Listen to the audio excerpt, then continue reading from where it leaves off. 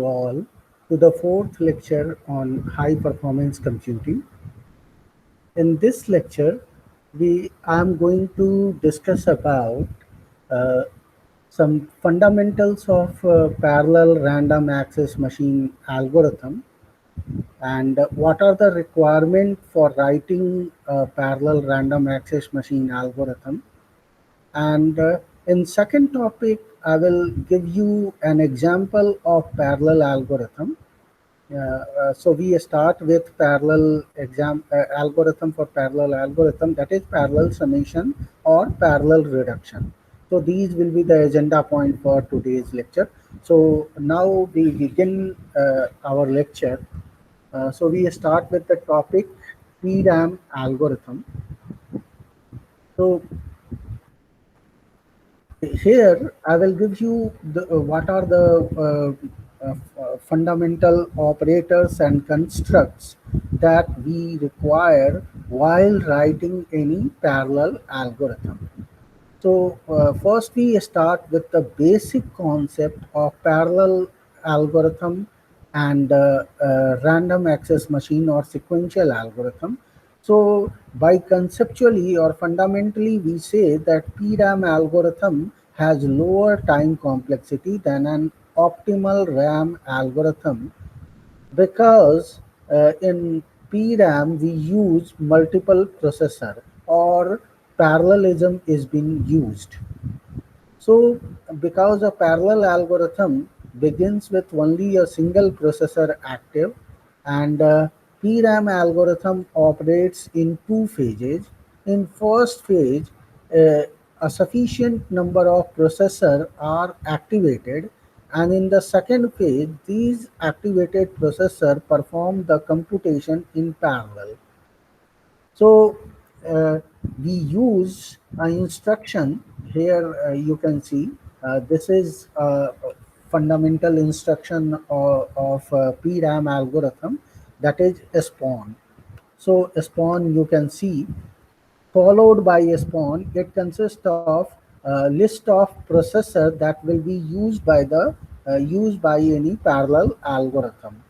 So suppose if I use n number of processors, so we denote the name of the processor from P0 to Pn, and or P number of processor. So we can denote the processor name P0 to Pp, and in log p activation steps we that is necessary and sufficient for p processors to become active. So it grow in logarithmic way. So it start with this you can see, it start with a single processor active at a time, and followed by in next step the two processor will be activated. In next step going on lower depth, three processor will be activated, and going on six processor will be activated, and 12 and so on and so forth. So first we list the required number of processor by any algorithm that we see. The different algorithm require different number of processor. It depend on the complexity of the problem also. So exactly log p processor activation steps are necessary and sufficient to change from one active processor to p active processor. So you can see first processor, then one, two, and three processor, then two processor, then three processor, then six processor, and then 12 processor, and so on and so forth. So these will be known as active processor. Some other construct that we frequently used in PRAM algorithm is for all do. So first we define the set of processors that are used by the uh, any PRAM algorithm, set of processor indicated by a spawn. Is it clear? and we activate the first processor is activated, then it activates the required number of peak processor in logarithmic time. So here we list all the processor used by a particular algorithm, and in do a statement list we provide a condition. Suppose we use n number of processor and processor names are from 0 to P0 to Pn, then we here we write a condition that value of I increase from 0 to n, or value of I is between 0 to n.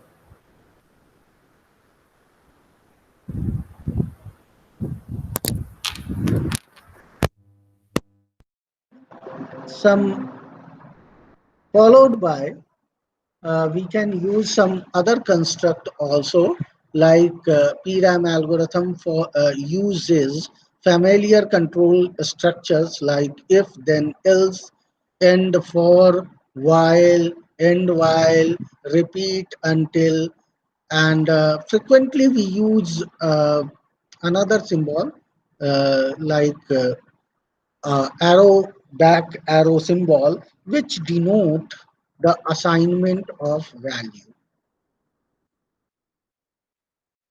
So is it clear now?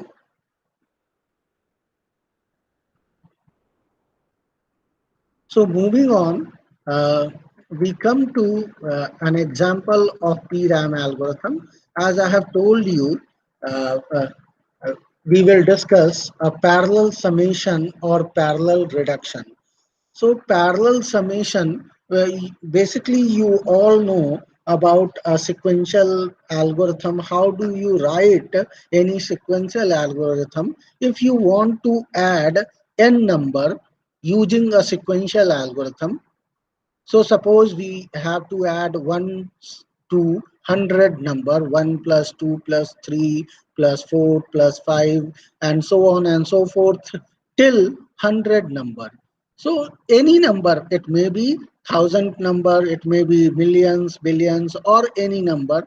So suppose if I want to write a sequential algorithm to add n numbers, then how many number of additional steps that are required to add n number? So we all know we require n minus 1 additional steps.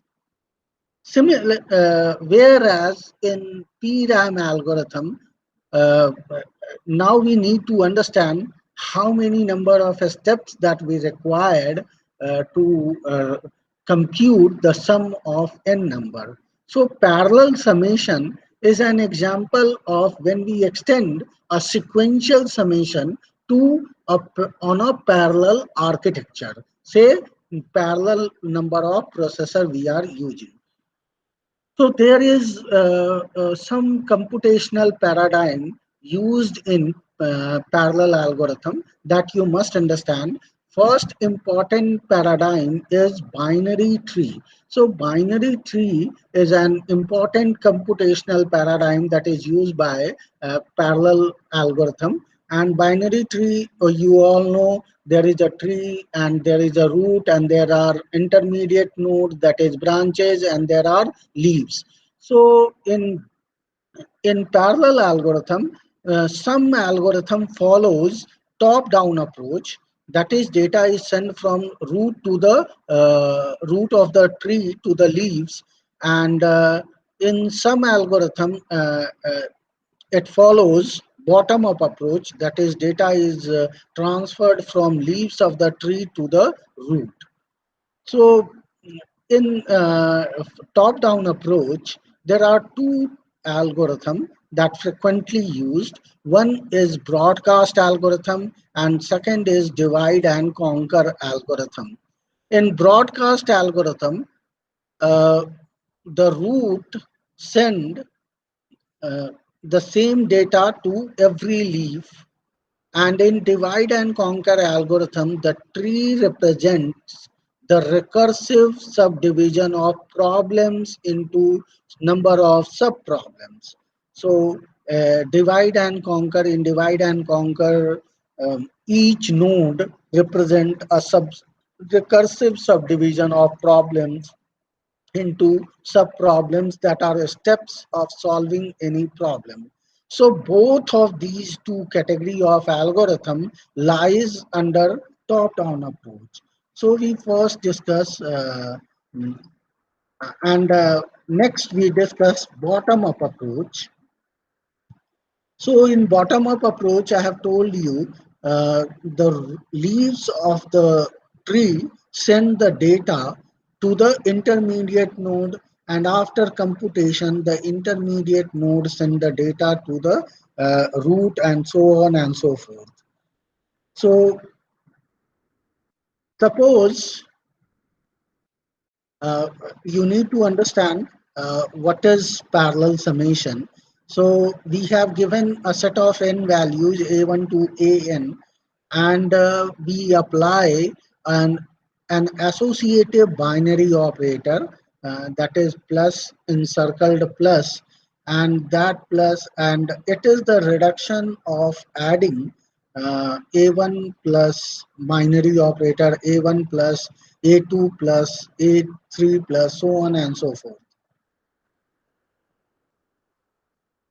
So for example, you take this example. So you better remember that we have discussed in parallel random access machine architecture. There are p number of processor, there are n number of processor, and all processor uses same shared global memory. And suppose this is an example where I want to add n numbers using parallel number of processor. So these are n number which is written above 438291056 3. So you all know these are the input which we want to add using a PRAM algorithm. So first, these inputs will be stored in the input location of the shared memory.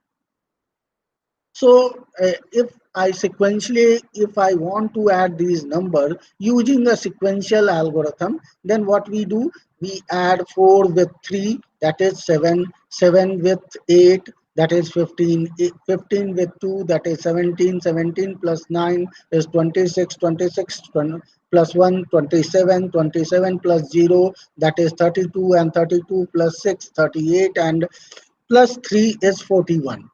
But if I want to convert the same problem by solving it using parallel architecture, then we can decide how many number of processor that we can use parallelly to perform the sum of n number.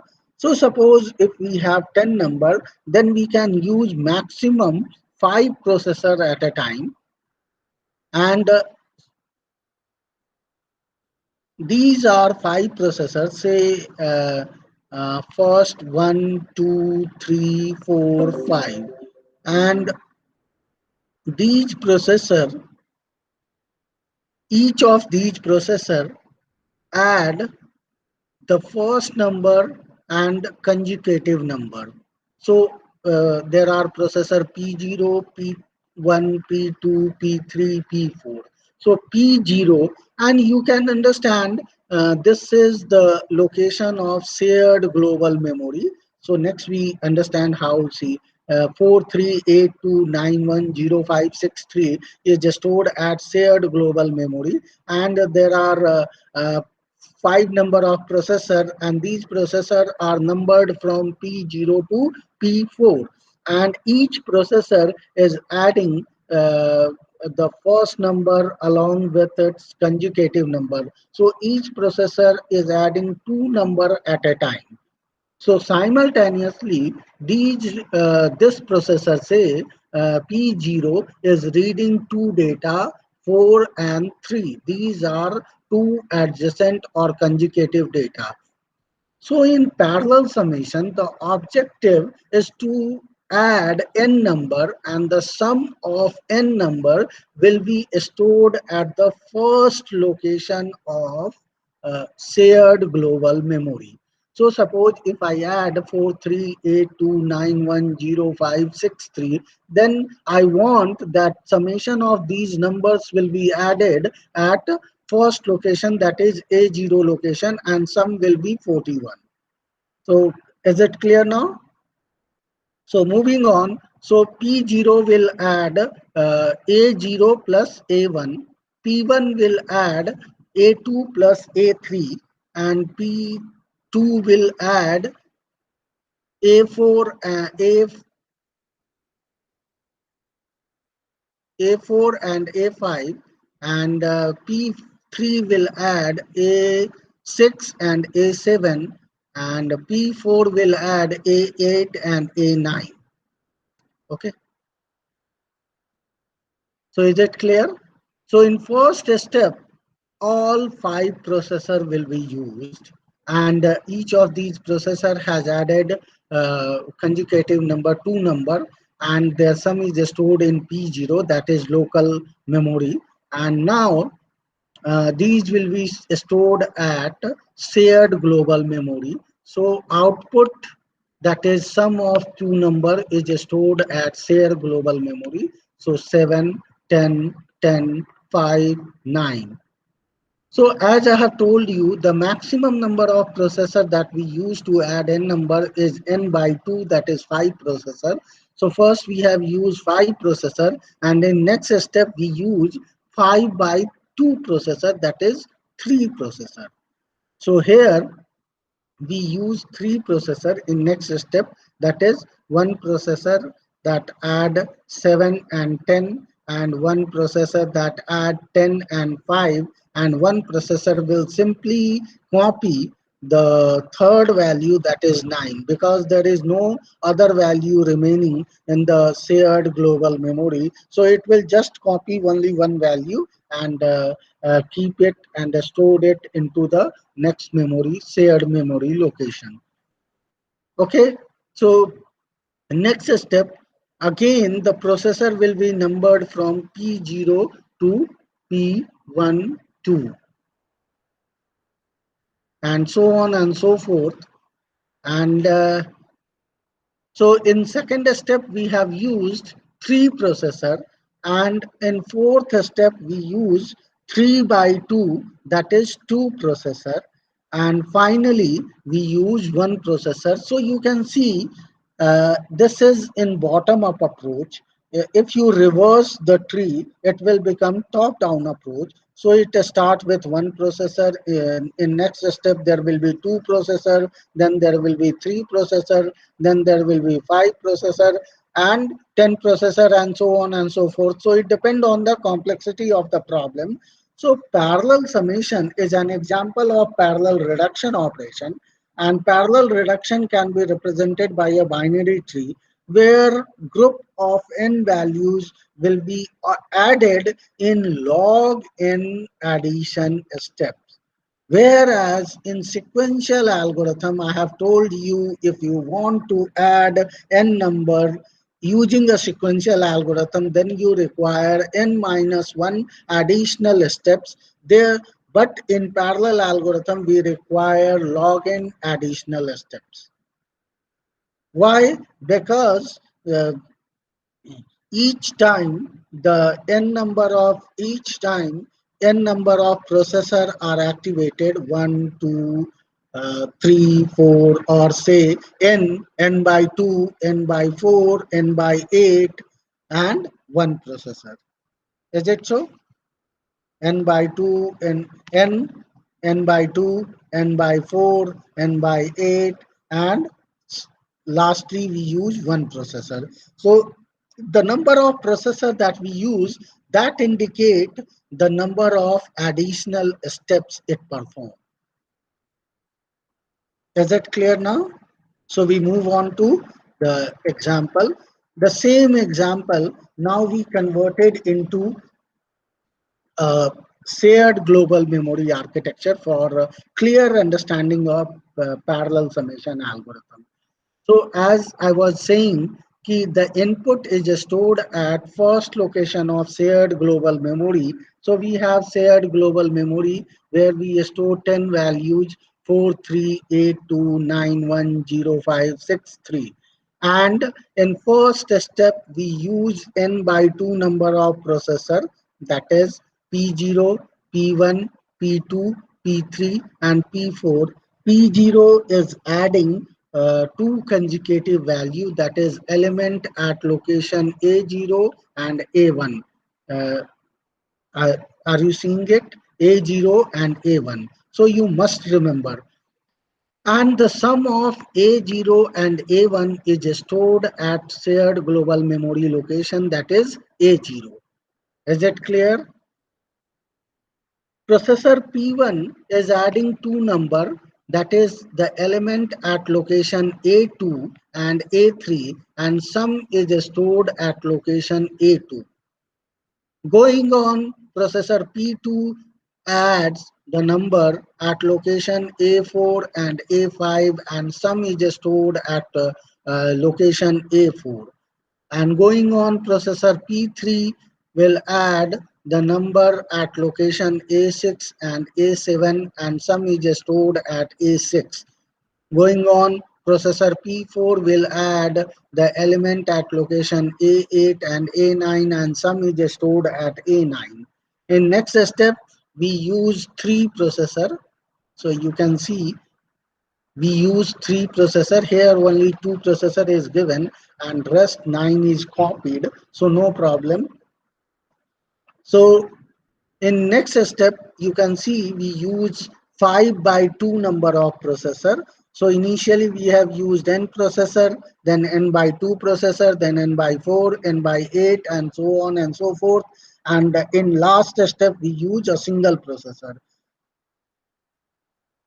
So if you remember the characteristic feature, when we discussed the characteristic feature of PRAM, I have said to you the P0, the computation of PRAM proceeds until P0 processor halts. So all other processor is performing, and finally the P0 processor is used. And till the computation proceeds till the processor P0 terminate. And once P0 completes its operation, the algorithm will be terminated. So on next step, you can see we use three processor P0, P1, and P2. So P0 add the number at location A0 and A2, A0 and A2, and this is 0, 1, 2, 3, 4. So is it clear? So it will add A0 and A2, and sum is stored at A0. Similarly, processor P1 will add A4 and A6. A4 and A6, and sum is stored at A4. And 9 will be copied, which is at 8 location will be copied at A8. Similarly, on next step, we use two processor. So one is absent here. It is not visible actually. So here P0 will add the element at A0 plus A4, and the sum is stored at A0. Is it clear? And 9 is simply copied from A8 location to P1 processor. And in last step, we use only a single processor, that is P0 processor, and P0 processor will add the contents at location A0 plus A8. So you can see first the processor is accessing two element A0, A1, A2 and A3, A4 and A5, and so on and so forth. Then we increase, next processor will add two number, but one step ahead. So it will be moving first, it add a sequential adjacent number, then it move one position, that is A0 and A2 and A4 and A6. So position is moved by two steps, and then next the position is moved by four steps, and then next the position of taking the or reading the element is moved by 8. So this is how it perform addition of n number in log n steps. Is it clear now? So now we come to the algorithm. So here you can understand how the algorithm will work for parallel summation. So some EREW RAM you can see. uh, we have already discussed the variation of PRAM, and I have told you we will frequently use the algorithm that will run on different model of PRAM, that is EREW, CREW, CRCW. So no matter algorithm which is developed for one model can also run on other model. So there will not be any problem. We can use the feature of other model also, and just incorporate the features. So this is just an algorithm, the basic idea. So what is the initial condition of the algorithm? That we have given a set of n element, n is greater than equal to one element, and these elements are stored at location a0 to an minus 1, and output that we want from this algorithm, or final condition, that we want to add n element, and sum of n element will be stored at location a0. That is clear. And next, what are the different global variables that we use in this algorithm? That is, we use n number of data, n small n indicate number of data, that is a0 to a n minus 1, and these elements will be stored at shared global memory location a0 to a n minus 1, and there is another index, that is j we use, and J is used for indicating the addition steps. So in sequential algorithm, you must remember the addition steps that are required to add n number will be n minus 1, whereas in parallel, addition steps will be log n. So we see how log n will be used. So begin with a list of processors that are required by the algorithm. So I have told you to add n number in parallel. We can use, in worst case, we can use n by 2 number of processor. So there are n by 2 number of processor, P0, P1, P2, Pn by 2 minus 1, because we have started the processor name with 0. So we require, suppose we have 10 element and we want to add 10 element, then we require 5 processors. So if we use 1, so it will be 1 to 5. But if we use 0, so it will be from 0 to 4. So P0, P1, P2, and Pn by 2 minus 1. Is that clear now?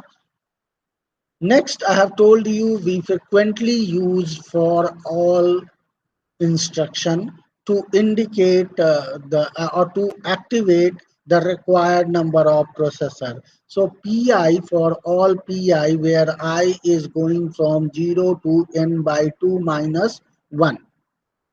Is it clear?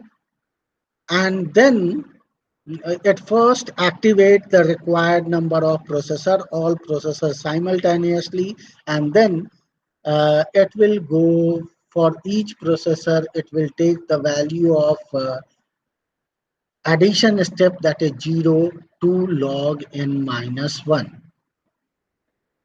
And now, as you can see from the example I have told you, the processor P0 will add two element A0 plus A1, and sum is stored at A0, A2 plus A3, and sum is stored at A2 in first step.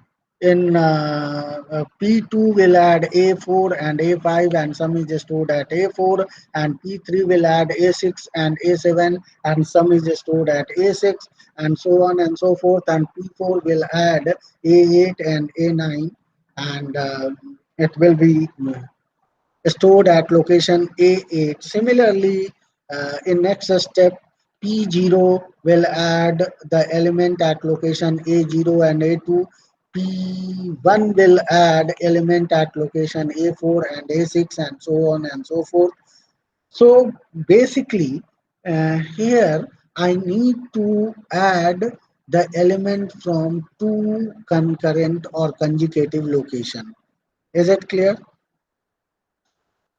So within this addition steps, that is for j 0 to log n minus 1, you need to understand if I modulo, we use a condition that is I of mod division 2 to the power j is equal to 0, and sum of 2I plus 2 to the power j should be less than equal to n. What is n here? The input data. So for example, we have taken 10 input data. So what will be the value of n? That is 10.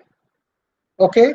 And what is the value of I? I is number of processors. So if I want to add n number, then we use uh, 0 to n by 2 number of n by 2 minus 1 number of processor, and j will for each value of I. So initially all processors say P0, P1, P2, P4 will be activated, and what will be the value of j? The value of j will be 0. So for P0, the value of I is 0. So 0 and mod of 2 to the power 0 is 1. So 0 mod 2 to the power 0 mod 1 will be 0. If you calculate, you can understand. And now you can check the second condition. I, what is the value of I? I is 0. So 2 into 0 plus 2 to the power 0 is 0 plus 1. So it will be 1, and 1 is less than 10. So both the condition is satisfied here. And now we add the element at this location. So what is the value of I for first processor? That is 0. So it is a into 2I, that is a0, and at location a0 we add two value, that is element at location a to I is 0, so a0 plus a to I, that is a0 plus 2 to the power j is 0, so 2 to the power 0 is 1. So here we add at location a0 plus a1. So value at location a0 and a1 will be added. Similarly, you can understand when the value of processor is 1, but the value of j for this iteration, it will be 0. So 1 mod 2 to the power 1, that is 2. 1 mod 2, you can check, it will be 0. And uh, now the value of I is 1. So 2 plus 2 to the power 1 is 2. So 2 plus 2 is 4, and 4 is less than 10. So we add. So the condition is true. So here we add at location. Now the value of I is 1. So A2, at location A2 we add the value at position A2 plus A2 plus 1, that is, sorry, 2 plus 1, yes, 2 plus 1, that is 3. So A2 plus A3. ठीक है? Is it clear? Similarly, when the value of I is 2 and the value of j will remain 0, so 2 mod 1, it will be 0, and 2I plus 2 to the power j यहाँ 1 ही रहेगा. So I का value 4 हो जाएगा. 4 plus 1 is 5. 5 is less than n. So we again add at here. At a to I का value 2 है. So now it will be 4. A4, at A4 location we add the value at location A4 plus A5. A4 plus A5 and so on and so forth. So here it is clear.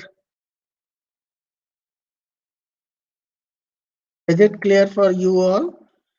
So in next step, the value is now this will be decreased by n by 2. So we use instead of 5 processor, we use 3 processor, and the value of j will now be 1, and you can check both the condition, and similarly the value of this will be updated. And here we use three processor P0, P1 and P2, and in next step we use P0 and P1, and in final step we use only a single processor. So is that clear?